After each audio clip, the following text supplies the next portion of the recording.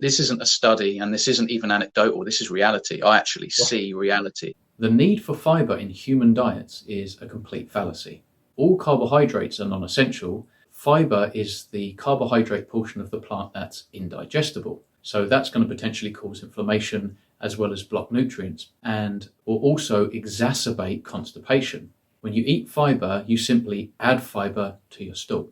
So we have soluble and insoluble fibres. The soluble fibres obviously do dissolve within our body's fluids, but is very poorly absorbed, and it isn't until it gets to the colon where bacterial fermentation takes place and gives off lots of methane gas, and so that can make you feel uncomfortable, bloated, and actually the methane gas has been shown to exacerbate constipation, so kind of the opposite for what we're going for when we consume fibre. And then the insoluble fibre, cellulose, which is completely indigestible for humans. We are absolutely not capable of breaking it down whatsoever. I've eaten half a pound, if not more, of pine bark in the last 3 days. I haven't had to have a bowel movement. Okay.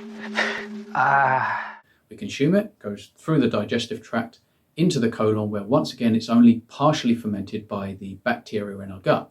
This gives off gas like hydrogen and can cause more discomfort and bloating. This bacterial fermentation process is supposed to be the very benefit we're supposed to derive from consuming fibre, because we generate short-chain fatty acids during this process, and those short-chain fatty acids are converted into ketones and can therefore nourish the cells that line the colon, being the colonocytes. Well, if it takes the short-chain fatty acids to convert into ketones before nourishing the cells, well, what about nutritional ketosis?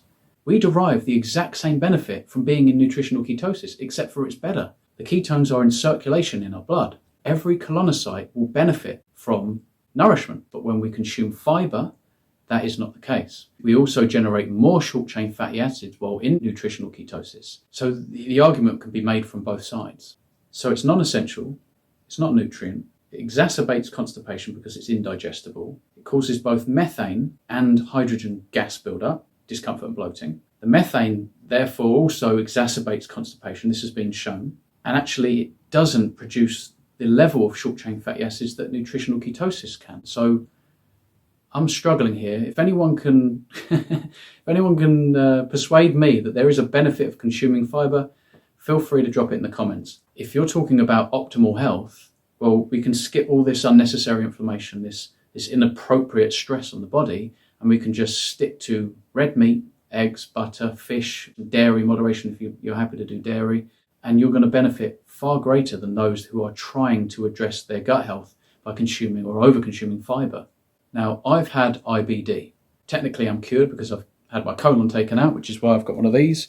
So I'd like to think I know what I'm talking about because I've done a lot of experiments pre-surgery and post-surgery. I can tell you that when I consume plants, this blows up like a balloon. When I was eating plants, my bag filled up with air like I was blowing it up like a balloon. Wow. Well, I haven't consumed plants for nearly 18 months now. I've been on a carnivore diet, very strict carnivore diet. And the red meat, the eggs, the fish, the dairy, the animal products break down 100%. It's just like fluid, honestly.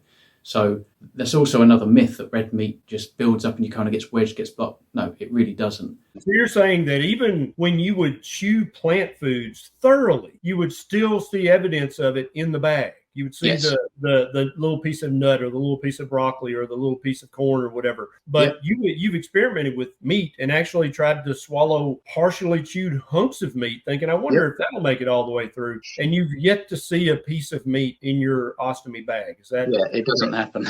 Yeah, it doesn't happen. Yeah. And I've talked to multiple other people with ostomies at different levels. And without exception, Lee, not a single person has ever said, oh, I see big chunks of ribeye or big chunks of bacon. I have to chew my meat really thoroughly or it'll wind up in the bag. But definitely broccoli, definitely corn, definitely peanuts, 100%. Yes, mushrooms. So honestly, I'd like to think I've debunked fibre right here, right now. There are people that say, they get constipation when they're not having fibre. I mean, you're probably going to have less output because when you eat fibre, you just add fibre to the stool. There's no benefit there. Also, something that doesn't break down, you better push it out because otherwise it's just in there stuck. And so, of course, you might have more bowel movements, but that's not a good thing. It shouldn't be the size or how hard and dry it is. It should be just a healthy, regular bowel movement. And this could be once a day, it could be once every 2 days. In the beginning, it could be once every 3 days. If you're having issues on a carnivore diet, for example, I would just encourage that you increase fat. That's all we need. And I can attest to it because I've done the experiments, not even willingly. This isn't a choice of mine. Plants robbed my colon. And now I can tell my story and suggest that perhaps humans aren't designed to consume the amount of fiber that we consume. You've got to think about how scarce plants are, how poisonous they are. Most will kill you or make you sick. You've got to be very selective about what we choose. And if you think about what's available right now, what's ripe and in season and local to you, hardly anything. But what is all year round available? Animals. That's been the human diet since our genesis. If you want to prove me wrong, again, stick a message in the comments. But if anyone's watching who's got IBD, IBS, diverticulitis, or somewhere encroaching on those diseases, I would definitely recommend weaning off of the most fibrous carbohydrates until you're left with meat, eggs, maybe some fish, maybe some dairy. It's up to you whether you can tolerate those things. That's, you probably already know whether you do or not. And that's it. That's what I would advocate for. I don't think I'm a special human being. I think my anatomy is just the same as everybody else. I obviously had a proclivity of weakness in my gut, hence triggering it with fiber. So not everybody's going to have the same result. But I would just encourage perhaps to do like a 30-day challenge with no fiber and then add it back in and tell me that you're not experiencing gas and bloating, constipation, maybe gastric reflux. All of these kinds of things, they can all be derived from consuming fiber, which is totally unnecessary in my opinion. So I do hope this video helps.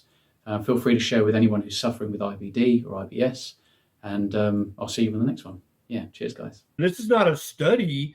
He literally can look with his human eyeballs at what came out of his body, and he can see what was digested and what was not digested. This is not even anything that has to be experimented with.